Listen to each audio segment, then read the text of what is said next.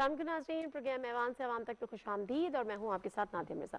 नाज़रीन, मुझे तो खुद भी याद नहीं आ रहा शायद कि मैं पता नहीं कब से इलेक्टोरल रिफॉर्म पर बात करने की कोशिश कर रही हूँ, इलेक्टोरल रिफॉर्म पर बात कर रही हूँ और कन्विंस करती हूँ तमाम लोगों को जो प्रोग्राम में आ रहे होते हैं कि खुदा के लिए अपना नहीं सोचें, आगे आने वाली नस्लों का सोचें, आगे का सोचें, अगले इलेक्शन का सोचें, क्योंकि जब 2023 आएगा और फिर अगर इसी निज़ाम के तहत बगैर रिफॉर्म्स हुए इलेक्शन होंगे तो फिर यही मारा मारी होगी और शायद फिर पता नहीं क्या क्या होगा। लेकिन बहरहाल अब सूरत हाल ये है कि पहले जो अपोजिशन उस पर कुछ सुनने को तैयार ही नहीं होती थी, बात सुनने को भी नहीं तैयार होती थी, अब वो कुछ शराइत के साथ सामने आई है। पीएमएलएन का कहना यह है कि इलेक्टोरल रिफॉर्म्स के मामले पर और जो दीगर बिल्स हैं जिसमें ओवरसीज के वोट कास्ट करने का भी मामला है कि इसमें एक एपीसी बुला ली जाए। हुकूमत का मौक़िफ़ यह है कि एपीसी से इस चीज़ का कोई ताल्लुक नहीं है, पार्लिमानी मामला है, पार्लिमानी बिल है, उसमें रिफॉर्म्स होने, ये पार्लिमान का काम है, पार्लिमान सुप्रीम है, तो फिर एपीसी का मुतालबा बिला जवाज़ है। दूसरी जानिब बात है, ये मुतालबा आ रहा था शहबाज शरीफ साहब जो कि अपोजिशन लीडर भी हैं। दूसरी जानिब अगर पीपल्स पार्टी की बात करें वो तो कहते हैं कि जी आपने नेशनल असेंबली से करा लिया, अब अगर आपने सेनेट से भी हो गया तो हम इसको कोर्ट में अदालतों में चैलेंज कर देंगे। तो ये है वो सूरत हाल जिस पे आज करनी है मुख्तसर सी गुफ्तगू। जो हमारे साथ पैनलिस्ट हैं उनसे आपका तारुफ करा देते हैं। आलमगीर साहब हमारे साथ मौजूद है, आलमगीर खान साहब MNA PTI के। अस्सलाम वालेकुम आलमगीर साहब, बहुत शुक्रिया आपके टाइम का। निसार अहमद चीमा साहब MNA PMLN के सीनियर रहनुमा। अस्सलाम वालेकुम निसार साहब, बहुत शुक्रिया आपके टाइम का भी। Former secretary election commission Kanwar Dilshad साहब वीडियो लिंक पे हमारे साथ हैं। अस्सलाम वालेकुम कंवर दिलशाद साहब, बहुत शुक्रिया जी आपके टाइम का भी। आलमगीर साहब, इलेक्शन कमीशन ऑफ पाकिस्तान के कुछ एतराज़ात थे वो मैं बाद में पढ़ूंगी अपने नाजरीन के लिए भी, लेकिन पहले मुझे बताएं कि ये जो वो अपोजिशन जो पहले कहती थी या उसका नाम भी सुनना गवारा नहीं करती थी, अब वो अगर शराइत के साथ भी सामने आई है तो आपको लगता है बर्फ कहीं पिघली है? देखिए, एक तो ये चीज़ के ये खुशाइन है कि अपोजिशन जैसा आपने कहा बर्फ़ पिघली और वो बैठने को तैयार हैं, और हम ये चाहते थे पहले दिन से कि जब भी किसी चीज़ पर एतराज़ करें तो साथ प्रपोजल भी लेकर आएँ। मिसाल है कि फैटफ बिल गुजरा, उसमें नैब में तरामीम की बात हुई, उसके बाद दीगर इश्यूज़ पे एक आपस में डेडलॉक आ जाता था, लेकिन कहीं प्रपोजल नहीं होता था। ये पहली बार है कि वो कह रहे हैं कि हम बैठते हैं और प्रपोजल्स भी लाए जा रहे हैं। देखिए, एक चीज़ तय करनी होगी, आपने जितने इलेक्शंस गुजरे वो जीतने वाली पार्टी भी अक्सर रो रही होती कि हमारे साथ धांधली हुई, और हारने वाली भी रो रही होती कि धांधली हुई। ये चीज़ अब ख़त्म होनी चाहिए, और इसमें ओवरसीज़ पाकिस्तानी जो आपको जीतने वाली भी रो रही होती कि हमारे साथ धांधली हुई। आपने नहीं देखा कौन कि माजी में वो ये कहते जहां वो हार जाते जिन सीटों पर, वो कहते कि ये यहाँ हमारे साथ धांधली हुई है, या हमारे साथ जो है वो जिस सूबे में हार जाते सूबे पार्टी, तो वो उस सूबे में कहते हैं यहाँ धांधली हुई है। तो ये इधर की तारीख है। और ओवरसीज पाकिस्तानी जहाँ आपकी मईशत में उनका रोल है कि आपके रेमिटेंसेस $2 बिलियन से हर माह जो है वो ऊपर जा रही है, तो इन लोगों का किरदार होना चाहिए इसमें। कोई भी गवर्नमेंट में वो स्टेक होल्डर लाजमी होने चाहिए, और जो इलेक्शन कमीशन के तहफ़्फ़ुज़ आते हैं उनको भी साथ बिठाकर, और अब इंशाल्लाह जब ये पार्लियामेंट में चीज़ आएगी फ्लोर ऑफ द हाउस तो इस पर डिबेट होगी, इंशाल्लाह कोशिश की जाएगी कंसेंसस बिल्ट हो। और एपीसी की जो ये शर्त है वो फवाद चौधरी साहब ने, जो कि वजीर इत्तलात भी हैं, दीगर वज़रा भी हैं, उन्होंने कहा है कि ये तो बिला जवाज़ एक अजीब सा मुतालबा है। तो आप इस चीज़ को तस्लीम करते हैं कि एक मामला जो बिल जो पार्लियामेंट में पेश होना है, जो वहां पर बहस होनी है, उसके लिए एपीसी का मुतालबा इनका? देखिए, मेरी नज़र में चाहे एपीसी हो चाहे कोई भी फोरम हो, बैठने की ज़रूरत है। तो बैठेंगे, बात होगी और आपस में तबादला ख्याल होगा। पॉजिटिव बात जी। निसार चीमा साहब, अब आप मुझे ये बताएं कि आप लोग बात आपने पार्लियामान में भी करनी है, बात आपने एपीसी में भी करनी है। ये एक बिल है जो पार्लियामान में आएगा, जो पार्लियामान की रिवायत है, जो जमहूरी हुकूमतों में होता है, पार्लियामानी निज़ाम में होता है। इस पर आपका एतराज़ क्या है कि पार्लियामान में ना करें, बाहर करें? देखिए, गुजारिश ये है कि जिस तरह आलमगीर खान साहब ने कहा, और बिल्कुल सही कहा, कि बैठने की ज़रूरत है। बैठने से भी पहले देखें, पार्लियामानी रवायात ये हैं कि अगर आप इस तरह की कोई तरामीम लाते हैं तो अपोजिशन को आप साथ लेके चलें, उनको पहले ही साथ बिठाएं कि जी ये हम अमेंडमेंट्स लाना चाहते हैं, आए मिल के फ़ैसला करें। और उसके लिए कई तरीक़ेकार हैं। देखें, स्टैंडिंग कमेटी में कई चीज़ें जाती हैं, स्टैंडिंग कमेटी में फिर पास होना ज़रूरी होता है। यहाँ तो ये है कि एक मामूली सी अद्दी अक्सरियत की बिना पर अगर बुलडोज़ कर दिया जाता है, बाज़ ऐसे जो है वो जो है कानून साजी की गई है, जो मुतलका कवानीन जो है, मुतलका अमेंडमेंट्स, मुतलका तरामीम जो हैं, वो जो रिस्पेक्टिव स्टैंडिंग कमेटीज़ हैं वहाँ भी नहीं गई। इसके बावजूद ये बुलडोज़ किया गया। यही वजह थी, हमें बड़ा एतराज़ था कि डिप्टी स्पीकर साहब का ये जो रवैया है ये ठीक नहीं है, पार्लिमानी कवायद व ज़वाबित और रवायात के मुनाफी है, जिसकी वजह से हमने अदम एतमाद की भी ये कि तहरीक का फ़ैसला किया। लेकिन बाद में चूँकि हमें ये अश्योरेंस दिलाई गई कि हम इसको रिव्यू करेंगे, तो हमने वो वापस ले ली। अब ये एक देखें, ये हम किसको चाहते रिव्यू करेंगे? कि ये जो कानून साजी हुई इसको उसको नेशनल असम्बली में जो कवायद ज़वाबित की मैंने कहा कि और पार्लिमानी रवायात के से नाराज़ किया गया, तो हमें अश्योरेंस दिलाई गई कि हम इसको रिव्यू करेंगे और हमने उस अश्योरेंस पे यकीन। पार्लिमान से बेहतर फोरम और कौन सा हो सकता है? पार्लिमान ही सबसे बेहतर है। और उसके लिए नहीं, पार्लिमान में क्या, ये पार्लिमानी कवायद ज़वाबित को अगर आप बाईपास करेंगे, उनको वायलेट करेंगे, उनका एहतराम नहीं करेंगे, फिर हमारे पास क्या ऑप्शन रह जाती है? लेकिन अब तो आपको यकीन दहानी करा दी है, उसी यकीन दहानी पे आप वापस लिया, तो वो रिव्यू किया जाए ना जी। वो जो कानून साजी हुई है गलत तरीके से हुई है, उसको रिव्यू करना चाहिए। कि जो माजी में कानून साजी हो जो अभी हुई है, ये कवानीन अच्छा, अभी ये मैं इनकी बात कर रहा हूँ। ओके, ठीक है, ये दोबारा से बिल बिल्कुल ये दोबारा आना चाहिए, रिस्पेक्टिव स्टैंडिंग कमेटीज में भी जाना चाहिए और नेशनल असेंबली में भी आना चाहिए। ये आपको श्योरिटी जी बिल्कुल, ठीक है। कंवर दिलशाद साहब। जी। अच्छा, अब पहले तो मुझे ये बताएं कि अभी तक तो ये भी मसले हैं, क्योंकि वहां से इलेक्शन कमीशन के भी कुछ तहफ़्फ़ुज़ात सामने आ गए, उन्होंने भी एक प्रेस रिलीज जारी कर दी। अपोजिशन कहती है कि जी एपीसी में ये फैसले कर लें या बहस कर लें। गवर्नमेंट का मौक़िफ़ है कि जी पार्लिमानी निज़ाम चल रहा है, पार्लिमान सुप्रीम है, हमें पार्लिमान में जाना है, वहाँ पर आइए, आपके जितने भी तहफ़्फ़ुज़ात हैं उनको भी एड्रेस किया जाएगा और आपकी जो फर्दर इसमें सजेशंस हैं उनको भी सुना जाएगा, प्रपोजल्स को भी सुना जाएगा। आपके ख्याल में which is the best forum या मोस्ट एप्रोप्रिएट फोरम? देखा जी, आपका पैनल बड़ा माशरा बहुत अच्छा है। जनाब चीमा साहब हैं, आलमगीर साहब हैं। आलमगीर साहब नौजवानों की तरक्की की नुमाइंदगी करते हैं, चीमा साहब जो है बड़े पुराने पार्लियामेंटेरियन हैं। तो उसमें सबसे मेरी गुजारिश है कि एक लफ्ज़ हम इस्तेमाल करते आए हैं कि जी पार्लियामेंट सुपीरियम है। पार्लियामेंट की कोई इदारा सुपीरियम नहीं होता, सब इदारे बराबर हैं। पार्लियामेंट जो है इलेक्शन के पार्लियामेंट जो है आइन के ढांचे को तब्दील नहीं कर सकते। 50 आपके सिर्फ अपने आधे पार्लियामेंट चेंज ही नहीं कर सकते। आइन का ढांचा जो है, और आइन के ढांचे में बकायदा हमारा आइन जो है उसके मुताबिक पहली जो 15 शिकें हैं आइन के आर्टिकल 15, 20, 25 जो है वो आइनी ढांचे में आते हैं। आर्टिकल 2A है वो ढांचा है। इसी तरह हमारे आर्टिकल 17 है, आर्टिकल 25 है, 24 है, 3 है, 39 है, 25 है, इनको आप तब्दील ही नहीं कर सकते। इसी तरह आर्टिकल 62 है, आर्टिकल 63 आप तब्दील नहीं कर सकते। यानी ढांचा है। इसलिए पार्लियामेंट को कहना कि ये बहुत बड़ी सुप्रीम पावर हो गई है, खुदा ताला के बाद सुप्रीम कोर्ट के बाद ये हमारी पार्लियामेंट नहीं है, तो सब बराबर है। ये इंडियन सुप्रीम कोर्ट ने भी फैसला दे दिया कि तमाम इदारे बराबर होते हैं, कोई सुप्रीम कोई नहीं होता। तो इसी तरह से हमारी गुजारिश ये है कि अब इलेक्शन कमीशन पाकिस्तान ने बड़े अच्छे तरीके से प्राइम मिनिस्टर पाकिस्तान की खिदमत में एक रेफर भिजवाया है कि जनाब ये 13 जो है आपके हमारे आर्टिकल जो 13 खास तौर पर शिकें जो आपने तब्दील की हैं ये आइन से मुतसादिम है।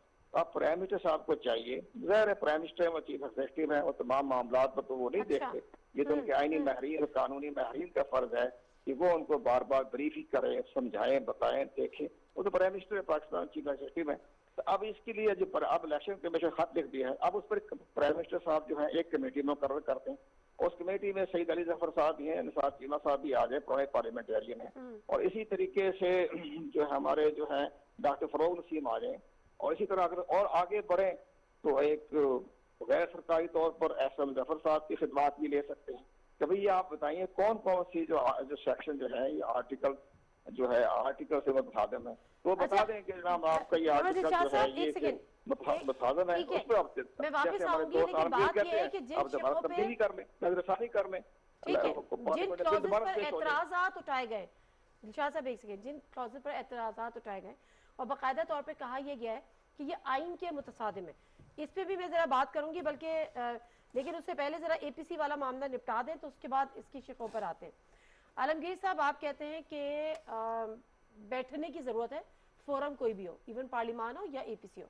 फवाद चौधरी साहब जो कि आपके वजीर इत्तलात हैं, हमारे वजीर इत्तलात हैं, वो कहते हैं कि शहबाज शरीफ साहब की पार्लिमान को बाईपास करके इंतखाबी इस्लाहात पर गुफ्तगू के लिए ऑल पार्टीज कॉन्फ्रेंस की तजवीज़ मुज़क्का खेज़ है।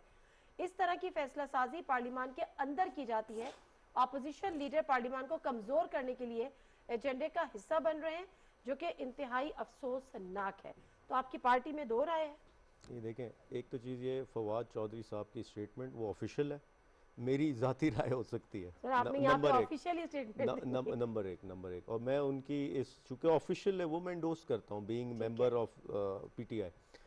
देखें, एक चीज़ समझें, ये बात बिल्कुल ठीक है कि जहाँ आइन पर बात हो रही है तो वो जो आइनी बॉडी है उस काम के लिए वो वही एक्सरसाइज की जाए ना कि आप जब एपीसी बुलाते तो उसमें गैर मुंतखब जमातें भी होती मिसाल के तौर पे, और वो अगर वो अब हम पकड़े, अब हमने वो पकड़ा है सिरा। हाँ, तो उसमें गैर मुंतखब जमातें भी होती, उनकी नुमाइंदगी भी होती, और फिर वो कहीं और चीज़ चली जाती, वो एक डिबेट क्लब बन जाता, ना कि किसी कंक्लूजन या कंस्ट्रक्टिव अप्रोच के साथ चलते। तो ज़रूरी है कि इससे पहले भी पार्लियामेंट का फ्लोर और पार्लियामेंट की जो ऐसी बॉडीज़ हैं वो इस्तेमाल हुई हैं इन कामों के लिए, और उसी को फिर से इस्तेमाल किया जाए। लेकिन मैं फिर से ये कहूँ कि बैठने की ज़रूरत है, ये कॉन्फ्लिक्ट सिचुएशन में पाकिस्तान आगे नहीं बढ़ सकता। मसला यहाँ पर यह है कि अब जो आपने पॉइंट उठाया ना कि ये जो नॉन इलेक्टेड पार्टीज भी हैं, ये जो पार्लियामान से बाहर पार्टीज हैं, चलो उनकी नुमाइंदगी तो है। निसार साहब, मेरे दिमाग में ये बात आ रही थी लेकिन मैं बोलना नहीं चाह रही थी, मैंने कहा पहले कहीं से आ जाए तो फिर उसकी कंटिन्यूटी को मैं बात करूँ। ये मौलाना फजलुर रहमान साहब की ख्वाहिश तो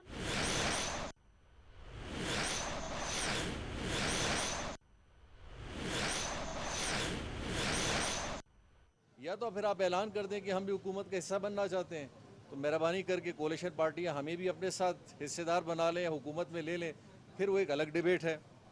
हाँ, अगर आपको ये शिकायत हो कि आप हमारे हलकों में तरक्याती काम नहीं कर रहे, फिर आपको आवाम भी खुश आपसे होगी। मैं मिसाल देता हूँ, देखिए, स्कूल मेरा नहीं है, अस्पताल मेरा नहीं है, रोड मेरा नहीं है, स्पोर्ट्स कॉम्प्लेक्स मेरा नहीं है, हेल्थ कार्ड मेरा नहीं है, डिग्री गर्ल्स कॉलेज मेरा नहीं है, यूनिवर्सिटी कैंपस मेरा नहीं है, वेमेंस सेंटर मेरा नहीं है। ये उस हलके में सबका है, उसमें मुखालफिन के भी बच्चे जाएंगे, हमारी पार्टी के भी जाएंगे, वो पार्टियां जो आप और हमसे भी हटकर हैं उनके भी जाएंगे। तो मेरा एक मकसद है, हाँ, आपका वैलिड पॉइंट ये होना चाहिए कि जी हमारे हलकों को नज़रअंदाज किया गया है, हमारे हलकों में काम नहीं हो रहा, हमारे हलकों में स्कूल नहीं बन रहे, अस्पताल नहीं बन रहे, फिर हम आपके कसूरवार हैं। तो ये 3 डिबेट हैं। अगर इन 3 डिबेटों पे हमसे बात करनी है, हम हाजिर हैं, कहीं पे भी आप बैठें, हम आपके साथ नशिस्त करेंगे, मीडिया पे हम आपके साथ टॉक करेंगे।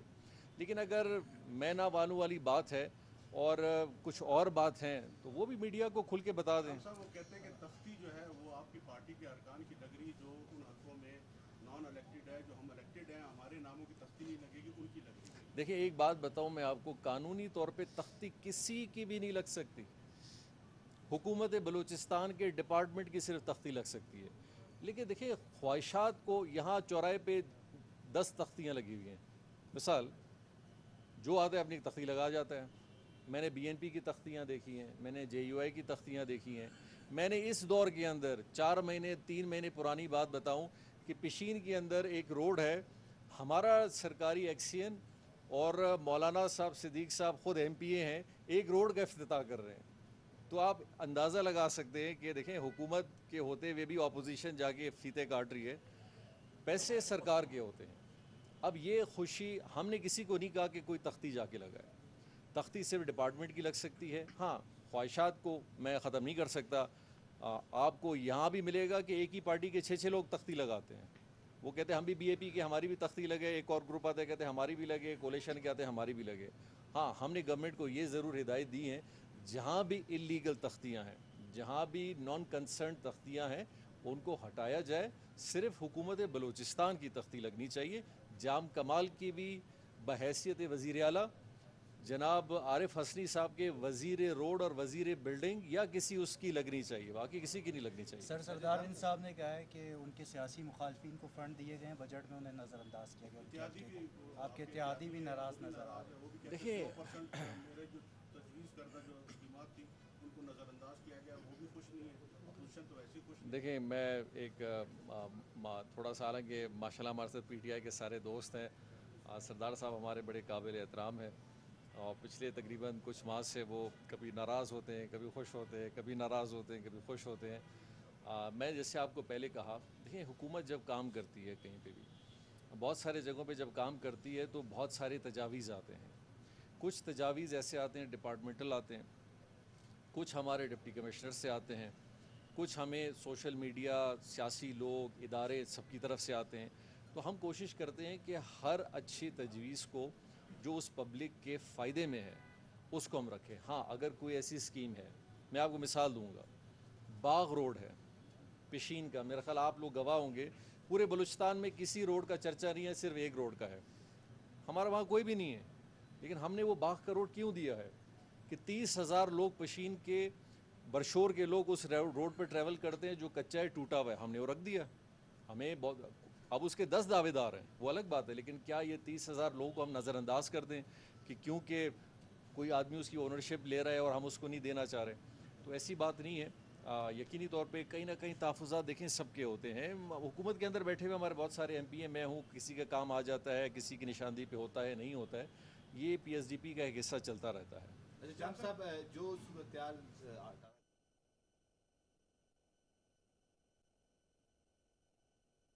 होम डिलीवरी के लिए अभी royalfans.com पर ऑर्डर करें।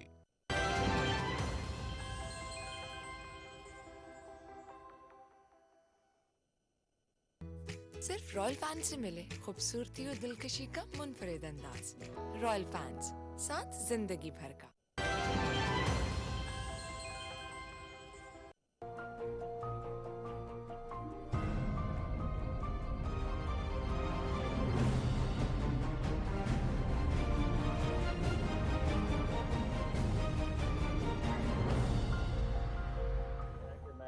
खबर तो नहीं दे सकता, इतला दे सकता हूँ कि जब ये देखें, अगर सेनेट में बिल पास हो जाता है, सेनेट में भी देख लेना, हमारे चीमा साहब बैठे हुए हैं, अब मैं इनकी खिदमत में गुजारिश करता हूँ कि ये सेनेट में बिल पास हो जाएगा, जो 4-5 मेंबरों की इनकी बालादस्ती हो, किसी को कोरोना हो जाएगा, किसी को डेंगू हो जाएगा, और बिल पास हो जाएगा।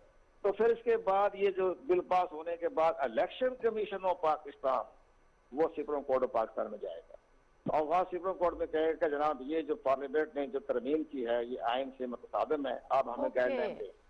तो सुप्रीम कोर्ट ऑफ पाकिस्तान जब देखेगी कि आइन से मुतसादिम है, आइन के आर्टिकल 218, 219 और 51, उसके तमाम जो ये आइन से मुतसादिम हो रहा है, आर्टिकल 224 उसमें तरमीम उसको कलम करा देगी, सर्टिफाइड करा देगी। तो फिर हुकूमत का मैं आपका पॉइंट बिल्कुल समझ गई कमर दिलशाद साहब। जब आइन के मुतसादिम होने वाली बात होती है वही एतराज़ात हैं जिन्होंने अभी भी उठाए, लेकिन मसला ये है कि जो आइन बनाने वाली तो ये असेंबली ही है ना, और इसी आइन में तरमीम करने वाले लोग भी इस असेंबली में बैठे हुए। वो अलग बात है कि आपको तरमीम करने के लिए 2/3 की अक्सरियत दरकार होगी, अगर मैं गलत नहीं हूँ तो। ठीक है, अच्छा आलमगीर साहब मैं आपके पास आती हूँ। जब इलेक्शन कमीशन की बात हो रही है तो ज़रा मैं वो एतराज़ात पढ़ देती हूँ ज़रा जल्दी से। इलेक्शन कमीशन मज़कूरा तरमीम पर अपने मौक़िफ़ वज़ारत पार्लिमानी अमूर की वसाता मुतालिका कमेटी में जमा करवा चुका है। इलेक्शन कमीशन ने इस अमर पर तशवीश का इजहार किया कि मज़कूरा तरमीम पर इसके मौक़िफ़ को मुतालिका कायमा कमेटी में ज़ेर बहस नहीं लाया गया। इलेक्शन तरमीमी बिल 2020 में बाज़ तरमीम को इलेक्शन कमीशन ऑफ पाकिस्तान आईन पाकिस्तान के मुतसादिम समझता है, जिसमें फ़हरिस्तों की तैयारी, उन पर नज़रसानी के इख्तियारात आइन के आर्टिकल 219 के तहत इलेक्शन कमीशन के बुनियादी फ़राइज़ में शामिल हैं। आइन के आर्टिकल 222 के तहत इन इख्तियारात को कम या ख़त्म नहीं किया जा सकता, जबकि मज़कूरा तरमीमी बिल के ज़रिए मुतालिका दिफ़ात को हज़फ किया गया है। मुजव्वज़ा तरमीमी बिल 2020 के सेक्शन 17 के तहत हल्का बंदियाँ आबादी के बजाय वोटर्स की बुनियाद पर कराने का कहा गया है, और आईन पाकिस्तान के आर्टिकल 51 के तहत 51 के तहत कौमी असम्बली में नशिस्तों को आबाद के बुनियाद पर मुख्तस किया जाता है। इलेक्शन कमीशन 2017 के सेक्शन 122 में तरमीम करके सेनेट के इंतखाबात को खुफिया के बजाय ओपन बैलेट के जरिए करवाने का जिक्र किया गया है, जो इलेक्शन कमीशन के मुताबिक सदारती रेफरेंस के जवाब में सुप्रीम कोर्ट की राय से मुताबिकत नहीं रखता। मुख्तसरन ये कि 2018 में समंदर पार पाकिस्तानी हुई जो ओवरसीज पाकिस्तानी की हम बात करें, वोटिंग के 2018 के ज़िमनी इंतखाबात के लिए पायलट प्रोजेक्ट की रिपोर्ट पार्लियामान को भेज दी गई थी, जिसपे कोई पेशरफ नहीं हुई। 7 जून 2021 को वफाकी वज़रा के एक वक्त की इलेक्शन कमीशन के साथ मुलाकात में बताया गया कि वजारत साइंस और टेक्नोलॉजी की तैयार करदा इलेक्ट्रॉनिक वोटिंग मशीन का नमूना जुलाई 2021 में APC के सामने पेश किया जाएगा। इस ज़मीन में ये बात काबिल जिक्र है कि इलेक्शन कमीशन वो बैन अवी कंपनीज की तैयार की गई इलेक्ट्रॉनिक वोटिंग मशीन का डेमो ले चुका है। ओके, अब आलमगीर साहब मुख्तसरन ये कि आप अगर नेशनल असेंबली से पास करा लिया है, आपने सेनेट से भी करा लेना है, 2-4 मेंबर्स इनको फ़ोन आ जाते हैं, इनके मेंबर्स घर बैठ जाएंगे, आप सेनेट से भी करा लेंगे, लेकिन ये इलेक्शन कमीशन में जब जाके फंसेगा, आईनी तरमीम में अगर आके फंस जाता है, आइन की तरमीम से मुतसादिम है, फिर आपको इनकी ज़रूरत पड़ेगी। देखिए, मैं फिर से कहूँ, मुझे वैसे तो जहाँ आइन से क्लैश कर रहा है, ऑनेस्टली मेरी इस मामले पे स्टडी नहीं है, लॉ मिनिस्ट्री बेहतर इसका जवाब दे सकती है, बट अगर कोई कानून आइन से उसका तसादुम आता है तो कोर्ट का प्लेटफॉर्म मौजूद है, उसको इस्तेमाल करें, वहाँ जाएं, जैसे वो पीपल्स पार्टी ने कहा भी है, वहाँ चैलेंज करें इसको, तो ये चीज़ तो मौजूद है। तो मैं सिर्फ ये कहूँ, और फिर सेनेट में भी इनकी कुछ अक्सरियत मौजूद है, वहाँ चैलेंज करें, वहाँ डिबेट करें इस पे। तो मैं सिर्फ ये कहूँ कि चूँकि वो जो जहाँ आइन से वो क्लैश हो रहा है, तो वो लॉ मिनिस्ट्री बेहतर उसका जवाब दे सकेगी। चले ओवरसीज पाकिस्तानी पे मुख्तसर से अपनी राय दें, फिर मैं चीमा साहब के पास आती हूँ। ये चले इनसे ही शुरू कर लेते हैं सर, उस पर क्या एतराज़ है आपको? चले ये चीज़ें तो हैं, ओवरसीज पाकिस्तानी को जो है वो राइट ऑफ वोट। देखिए, गुजारिश ये नादिया के जो बैरून मुल्क बसने वाले पाकिस्तानी से हैं वो बड़े मुहिब वतन लोग हैं। सच्ची बात यह कि अपने वतन के साथ उनकी बड़ी इमोशनल अटैचमेंट है, हमसे ज़्यादा। एग्जैक्टली। दूसरी बात ये कि उनकी खिदमत भी बहुत ज़्यादा हैं। वो जो हैं वो ज़र मुबादला जो भेजते हैं पाकिस्तान, ये इतने, मैं समझता हूँ इतने बड़ा ये एलिमेंट है जिसको किसी कीमत पर नज़रअंदाज नहीं आप कर सकते। रिकॉर्ड से ताप इस पर भेजा गया है, एग्जैक्टली बढ़ है। ये बहुत हमारे लिए ये है कि बहुत यानी ये मदद फ्राहम करता है, ये ज़र मुबादला उनका भेजा हुआ हमारे पूरे सिस्टम को चलाने के लिए, पूरे मुल्क को चलाने के लिए। उनकी खिदमत से कोई इनकार नहीं कर सकता।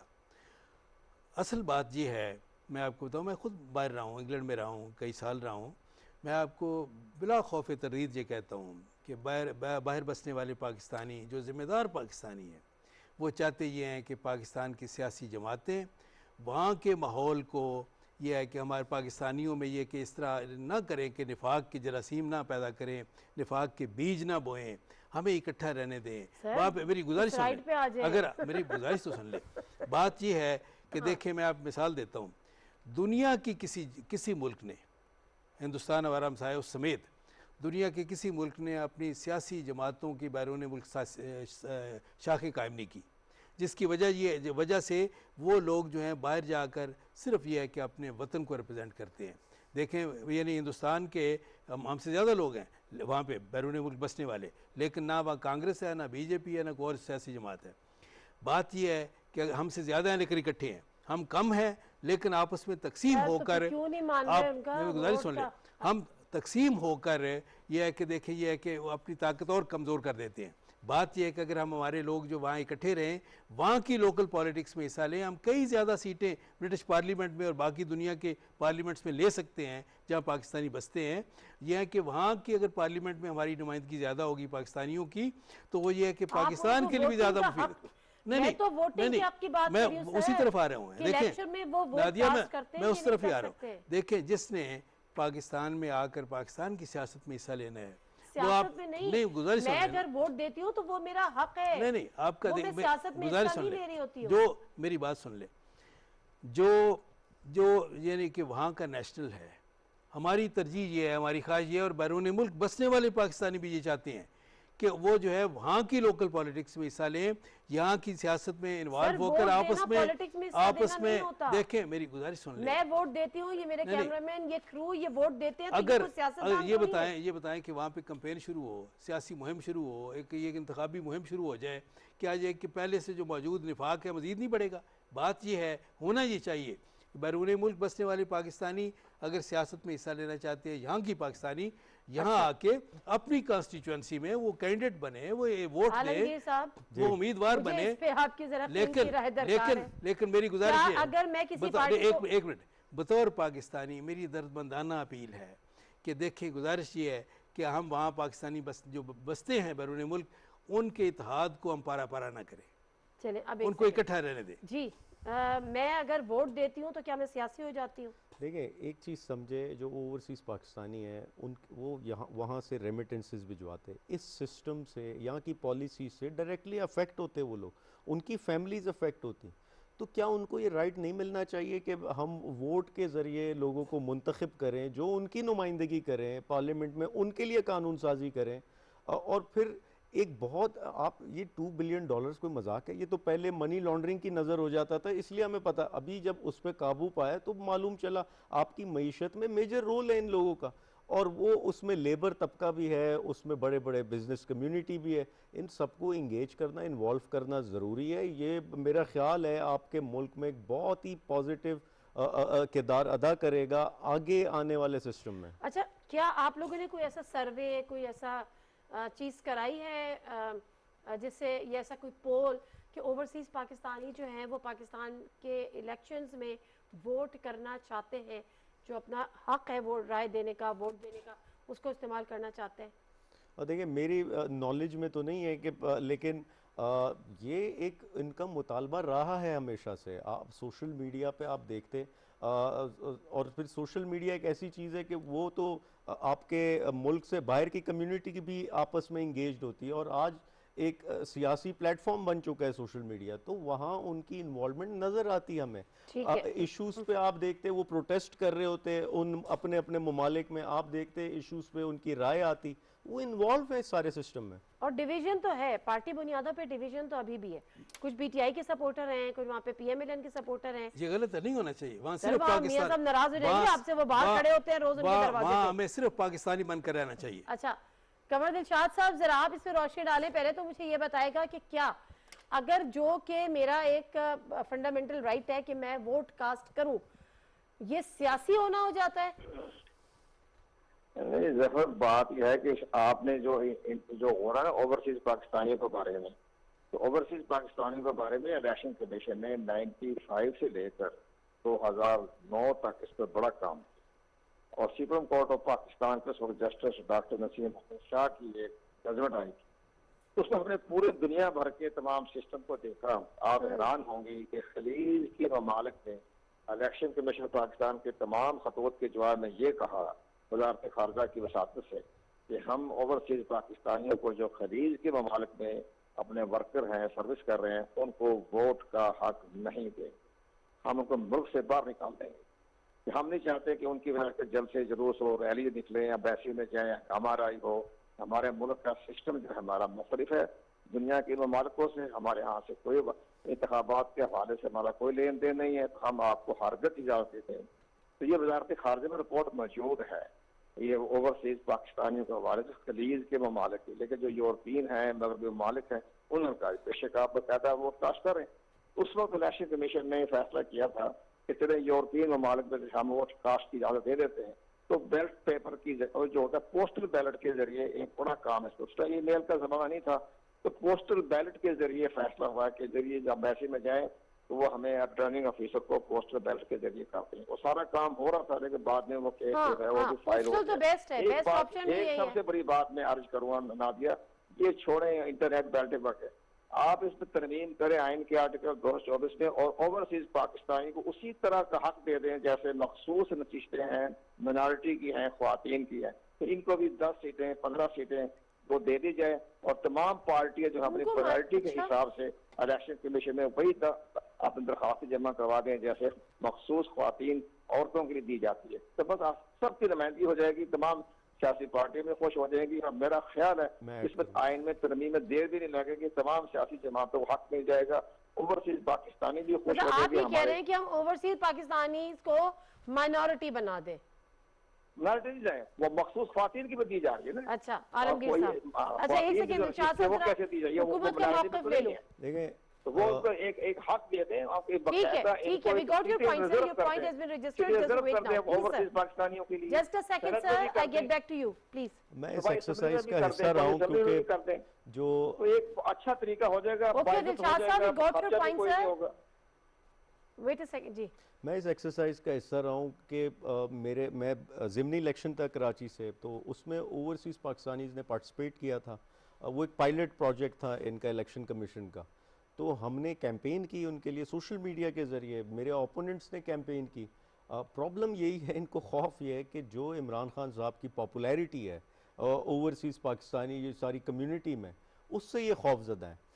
मेरे हलके में मुझे 1800 के करीब वोट पड़े थे, ओवरसीज़ पाकिस्तानी ने दिए थे, और जो ओपोनेंट थे उनको चंद 100 वोट्स पड़े पाकिस्तान आने के बाद नहीं, उन्होंने मतलब एक वहाँ unofficial अपनी आपने अपना एम्बेसीज में इनके बूथ लगे थे, ओके वहाँ एम्बेसी जाकर इन्होंने वोट कास्ट किए थे। Okay okay. तो ये मैं सिर्फ इसलिए कि मुमकिन है, ये चीज़ हो सकती है। आपको इनको 1800 पड़े थे और आपके जी ओपोनेंट को जी, उनको चंद 100 वोट पड़े थे, मुझे उसका।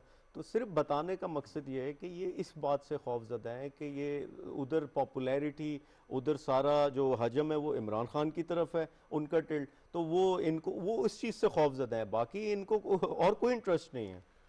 वो कहते हैं कि जी आप जी जी मैं साहब जी मैं देखें, गुजारिश ये है कि मैं कम अज़ कम मैं इस बात से खौफजदा हूँ कि हमारी पहली वहाँ ये है कि बड़ी दराड़ें हैं, पाकिस्तानी कौम जो है कि पाकिस्तानी जो बसते हैं बाहर वो मुतहद नहीं है, उनको मुतहद करने की ज़रूरत है। इस तरह की वो जो इंतखाबी कैंपेन चलेगी, सियासत में इन्वॉल्व होंगे, और ज़्यादा दराड़ें बढ़ेंगी और ज़्यादा निफाक पैदा होगा। कितना बेहतर हो कि वहाँ हम सब ये कहें कि भाई आप सिर्फ पाकिस्तानी बन के रहें, वहाँ ना कोई पीपल्स पार्टी, ना PTI, ना मुस्लिम लीग नून, सब पाकिस्तानी बन के, और वहाँ की सियासत में हिस्सा लेके अगर ब्रिटिश पार्लियामेंट में हमारे 5-7 की बजाय ये 20 बंदे आ जाए, इलेक्शन कॉन्टेस्ट करने की आप बात कर रहे हैं, हम इलेक्शन में वोट देने की बात कर रहे हैं। वोट भी देखे, जिसने वोट देना है, देखें नादिया, जब वोट देने की बात आएगी तो उसकी इंतखाबी मुहिम चलेगी कि जी हमें वोट दें, हमें वोट अच्छा, दें। आप एक दूसरे के खिलाफ इल्जाम तराशियां होंगी, गालम गलोच होगी, जो यहाँ सियासत में जो कुछ हो रहा है। गुजारिश ये नादिया, आखिरी बात, कि बहुत अच्छा हो जिसने हिस्सा लेना है यहाँ की सियासत में, वो यहाँ आए, वोट भी दे और इलेक्शन भी लड़े, लेकिन जिसने वहाँ रहना है, मेहरबानी करके वहाँ की सियासत में इन्वॉल्व होंगे, उनके लिए भी फ़ायदा है, पाकिस्तान का भी फ़ायदा है। अच्छा सर, सवाल यहाँ पर यह है कि जो पॉइंट अभी आलमगीर साहब ने भी उठाया था, वो मेरे जहन में भी ये चल रहा था कि जो ओवरसीज़ पाकिस्तानी हैं उनकी पूरी फैमिली यहाँ पर है, वो अपना जब रेमिटेंसेस वहाँ से आ रहा होता है, वो पैसा वहाँ से भेज रहे होते हैं, तो यहाँ पे मुल्क में जो पॉलिसीज़ होती हैं, आपका मुल्क में डॉलर का रेट क्या है, आपकी मुल्क की इकोनॉमी कैसे चल रही है, आप कहाँ पे इन्वेस्ट कर सकते हैं, आप किस बिजनेस को शुरू कर सकते हैं, आपके बच्चों को एक अच्छा फ्यूचर, सिक्योर फ्यूचर मिलेगा नहीं मिलेगा, ये सब डिसाइड करती है उस हुकूमत, उस मुल्क की हुकूमत। तो क्या एक ओवरसीज पाकिस्तानी को जो वहां से पैसे भेज रहा है, रेमिटेंस भेज रहा है, उसको ये राइट नहीं है कि वो अपने बच्चों का फ्यूचर?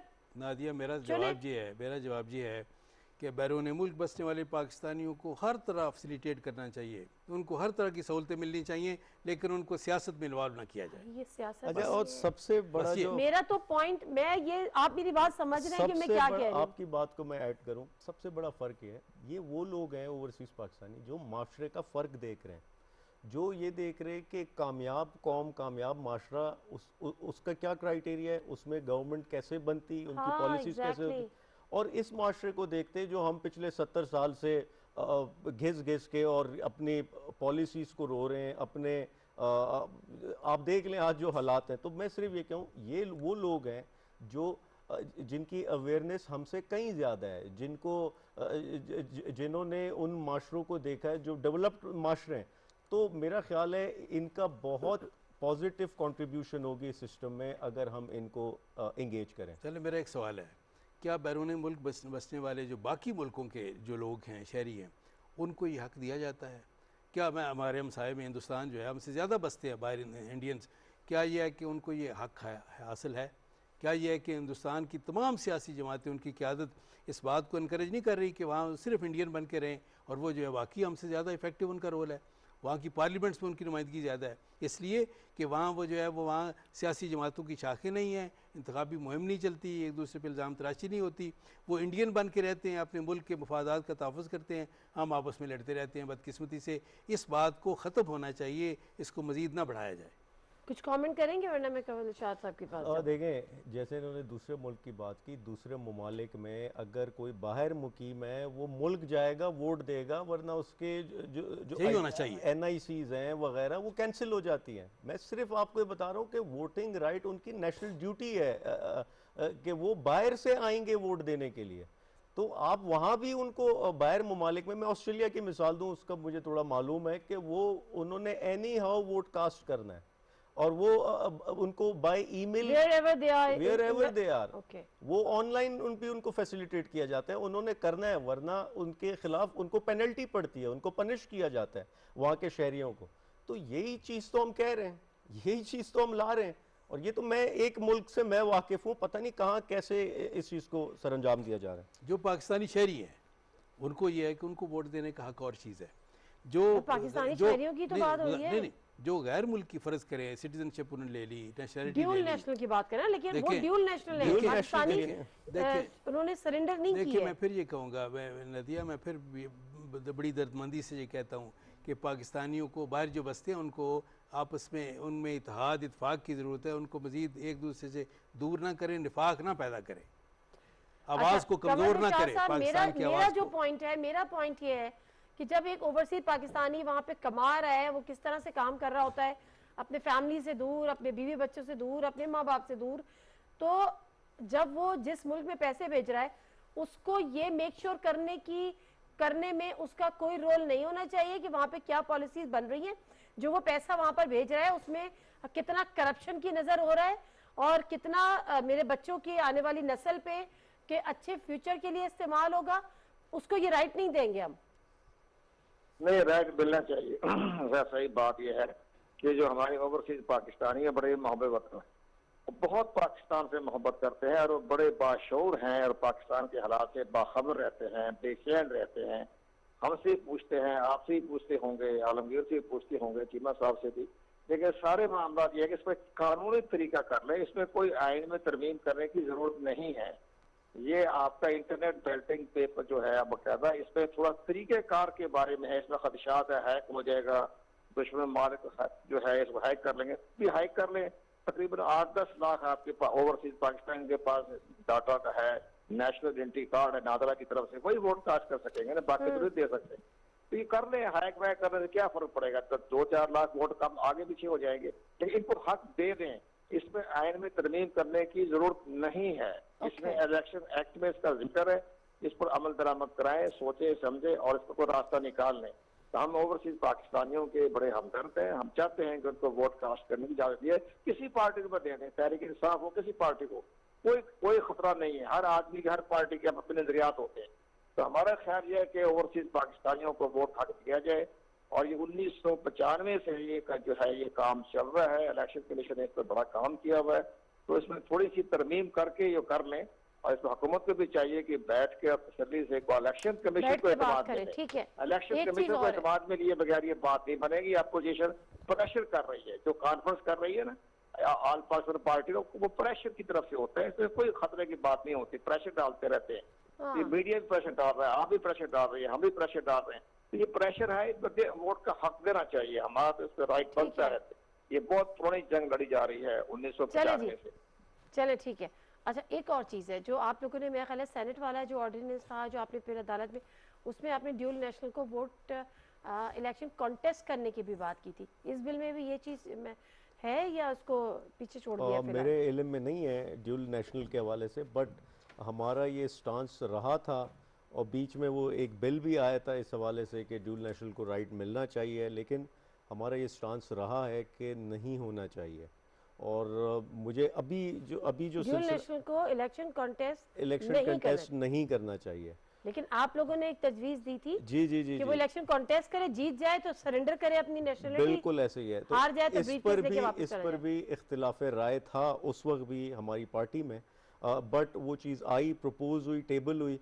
तो मैं सिर्फ ये कहूँ कि वो अगर वो कंटेस्ट करता है, जीत जाता है, तो देन विदड्रॉ करे, वो विदड्रॉ करे। लेकिन मैं फिर से कहूँ ड्यूल नेशनल के लिए यहाँ ये कॉन्फ्लिक्ट ऑफ इंटरेस्ट आता है कि वहाँ उसने हल्फ लिया हुआ है और यहाँ भी वो हल्फ ज़दा हो और फिर वो मुल्क की पॉलिसीज में कंट्रीब्यूट कर रहा है। उसमें ये था कि अगर वो इलेक्शन जीत जाते हैं, सीट जीत जाते हैं, इफ ही विंस तो he has to withdraw his other nationality. ऐसे ही पड़ेगी, ऐसे ही है। इस पे आप अग्री करते हैं? नहीं देखिए बात ये, हम तो ये गुजारिश कर रहे हैं, मैं तो बार बार कहता हूँ कि ओवरसीज पाकिस्तानीज़ को पाकिस्तान की सियासत में मुलव्वस ना किया जाए, उनके इत्तेहाद को कायम रखा जाए। पॉलिसी से उनका कोई लेना देना नहीं, बिल्कुल है, बिल्कुल है। कैसे वो अपने बच्चों का अगर एक फ्यूचर सेव कराना चाह रहे हैं, नहीं उनसे इनपुट ले, उनसे बड़ा देखें। बात ये है कि उनसे बिल्कुल एक्सपर्ट ओपिनियन चलिए, उनकी ठीक। बड़ी मैटर करती है, वो ज़रूर लें, लेकिन यह है कि वहाँ वो इत्तेहाद उनका कायम रहे और उनको वो मुत्तहिद रहेंगे, मुतफिक रहेंगे, इकट्ठे रहेंगे,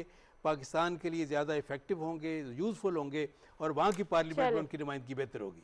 ठीक है, तो आप इस बात के साथ कि अगर ये हुकूमत, मैं लास्ट नोट की तरफ जा रही हूँ, क्लोजिंग टाइम है, कि अगर ये रिव्यू कर देते हैं उस बिल को जो इलेक्टोरल रिफॉर्म्स वाला, तो फिर आप एपीसी का मुतालबे से पीछे हट जाएंगे और इलेक्शन पार्लियामेंट में ही उस पर बहस करेंगे। देखें, कवायद-ओ-ज़वाबित की पामाली ना की जाए, उसको उसके मुताबिक किया जाए और अपने वादे पे ये अमल करें, तो पार्लियामेंट से बेहतर कौन सा फोरम है। स्पीकर साहब ने इनको श्योरिटी दी, आपके इल्म में? अभी इन्हीं से मुझे मालूम चला है। मैं सिर्फ ये बताऊं, हर किस्म की टॉक के लिए, हर किस्म के रिव्यू के लिए तैयार है, बस एनआरओ की बात ना की जाए। एनआरओ ना है, नैब में तरामीम एनआरओ ना तो है, कलभूषण को बाकी दे हर दिया, चीज़ के लिए हाजिर है। किसको दे एनआरओ दिया? तो इन्होंने कलभूषण को दे दिया, उसके लिए कानून साजी जो कर रहे हैं किस कदर अफसोसनाक है, और पाकिस्तानी पूरी कौम के लिए it's a matter of great concern for the whole nation. Sir ये एक लंबा, एक अलग सब्जेक्ट है और एक लंबा सब्जेक्ट है, बहुत इस पे यकीनन हम अफसोसनाक है प्रोग्राम के दूसरे अगले प्रोग्राम में जरा बात करेंगे कि वो क्यों ज़रूरी था और कहाँ की अदालत में क्या चीज़ पेश करनी थी जिसकी वजह से ये कानून साजी हुई। बटानी वेद, कमर दिलशाद साहब बहुत शुक्रिया, आलमगीर साहब आपका भी शुक्रिया, निसार चीमा साहब आपका भी बहुत बहुत शुक्रिया। अपोजिशन इस बात से तो पीछे हटी है कि हमने इलेक्टोरल रिफॉर्म में हुकूमत का साथ ही नहीं देना। अब वो ये कहती है कि इधर गो फॉर एपीसी बुलाई जाए, उसमें बात हो जाए, अदरवाइज आप जो स्पीकर साहब ने हमें यकीन दहानी कराई है कि ये जो बिल है ये दोबारा से नेशनल असेंबली में पेश होगा। अगर ये दोबारा से पेश हो जाता है तो फिर हम इस पे डिबेट करने को तैयार हैं। प्रोग्राम से दीजिए नादिम मिर्जा को इजाजत, अल्लाह हाफिज।